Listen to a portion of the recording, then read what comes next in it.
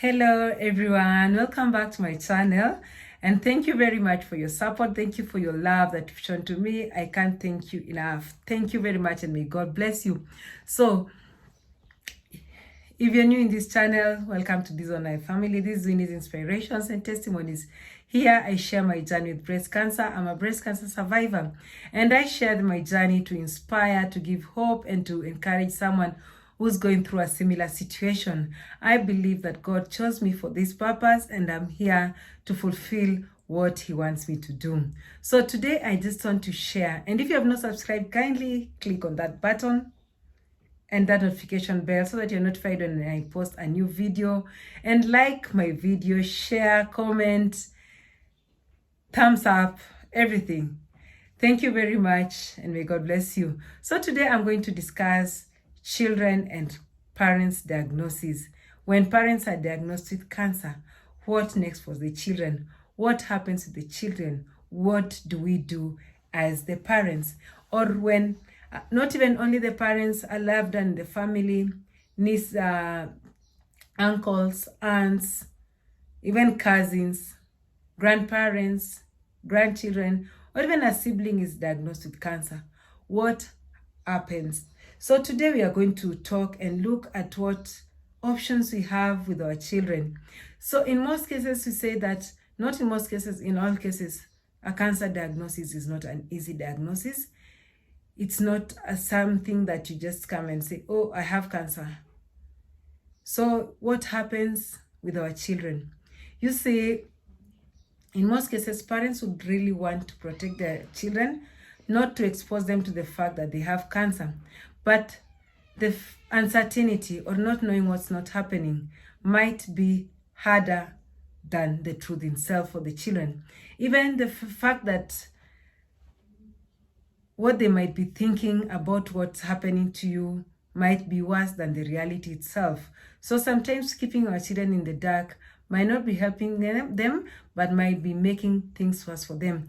Because one fact is that children pick what's happening in their surroundings. So even if you don't tell them, even if you don't show signs, they'll be able to pick that there's something wrong just by the happenings, by what's happening around them, by what's happening around you. Maybe you're going to hospital daily. Maybe there are so many people coming to visit you, people coming to pray with you, things that are happening that are not the usual activities.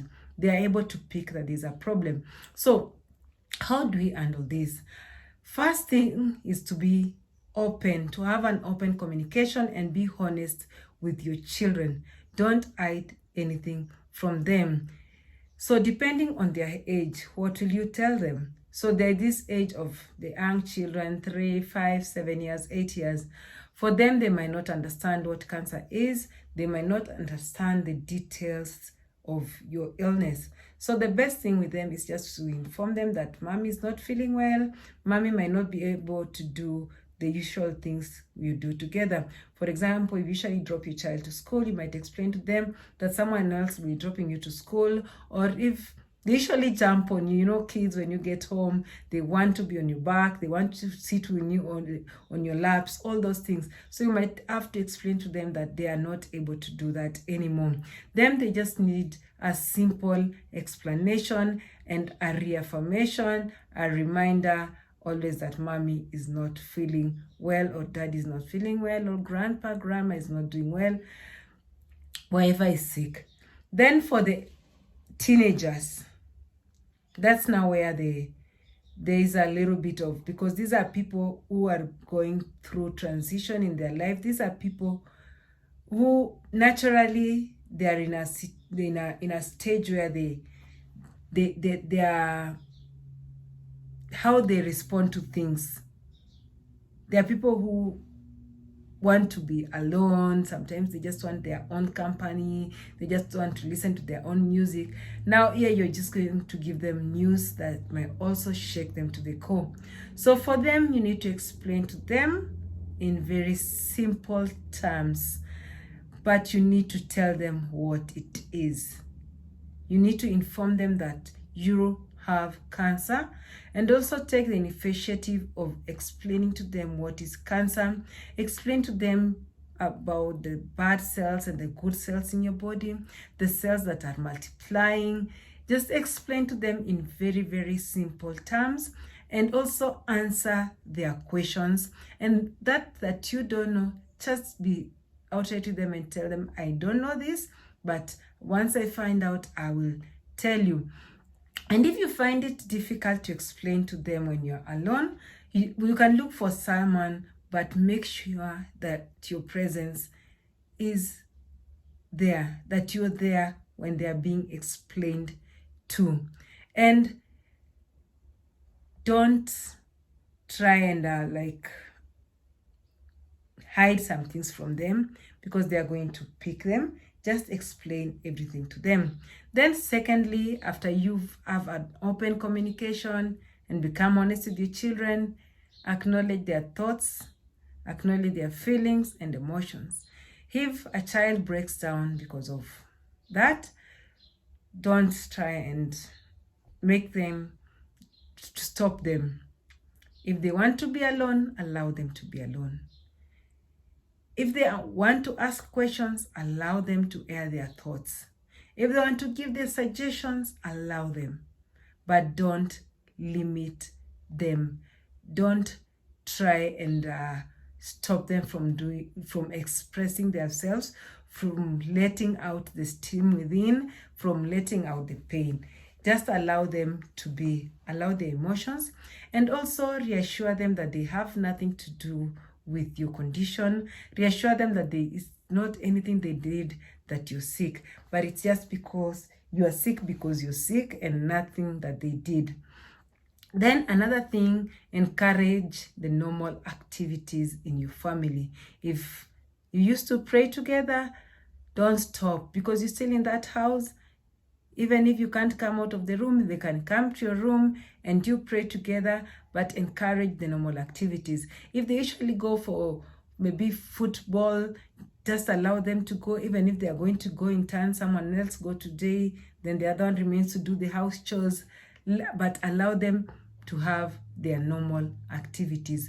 Don't change their routine. This message is already an emotional challenge to them, so changing their routine might have a very negative impact. It might impact on them on a very negative way. So just try to encourage the normal routine where it's possible, because at some point maybe it might not be possible, but where it's possible, encourage the normal routine. If they usually go to church, allow them to go to church. Don't change their routine. Then number 4, if they are school-going children, talk to their teachers.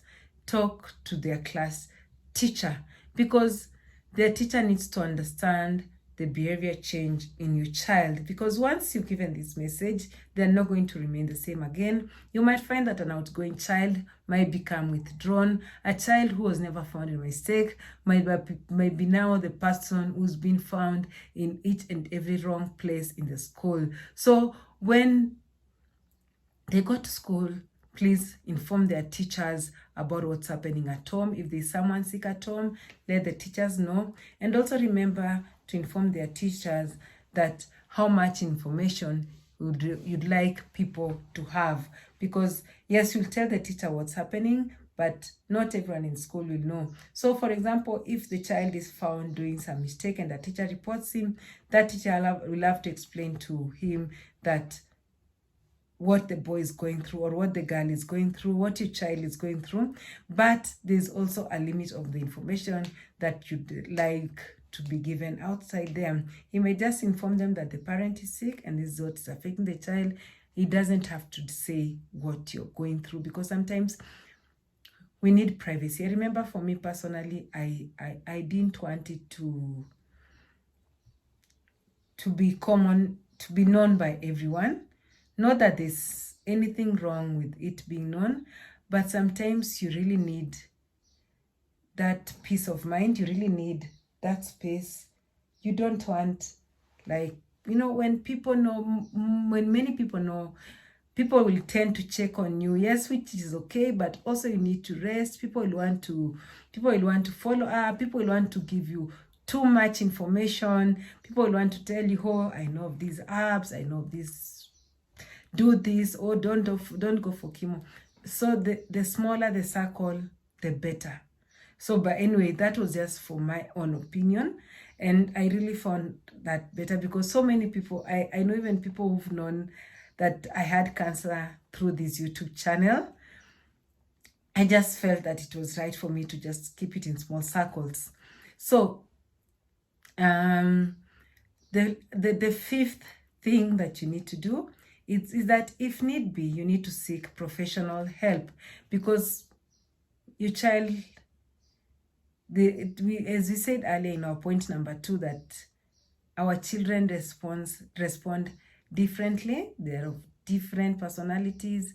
They perceive things differently. So depending on how your child will take this news, some even might be depressed, some might go through emotional distress. If need be, seek professional help. That's why we have professionals. So if you find that your child might be going through a phase in his life that he might need a professional help, kindly don't hesitate to seek professional help for your child, because that will help him. There's a point we are not able to handle. So if need be, please seek professional help for your child. Thank you very much, and may God bless you. Have a blissful time with your children. Hug them. You see, I realized that when I was sick, and you see the reality of that you can die at any time, you realize that there are things that are not really important in this world, and there are those things that you really treasure. And one of those things that you feel that you need to treasure at that time is your children. So kindly give those hugs to your children, share time with, spend time with them. Don't, you come and realize that even your job is not that important as your children. You see now, your workplace will continue very well without you, but your children, they'll need you. So kindly spend time with your children, give them hugs, let them know that you love them. And in Africa, we believe that loving your child is paying school fees, buying clothes, and no. Because even that parent who doesn't afford those things, they still love their children. So show love to your children, not material things, but show love to your children. Hug and kiss those children. Thank you, and may God bless you very much. Goodbye.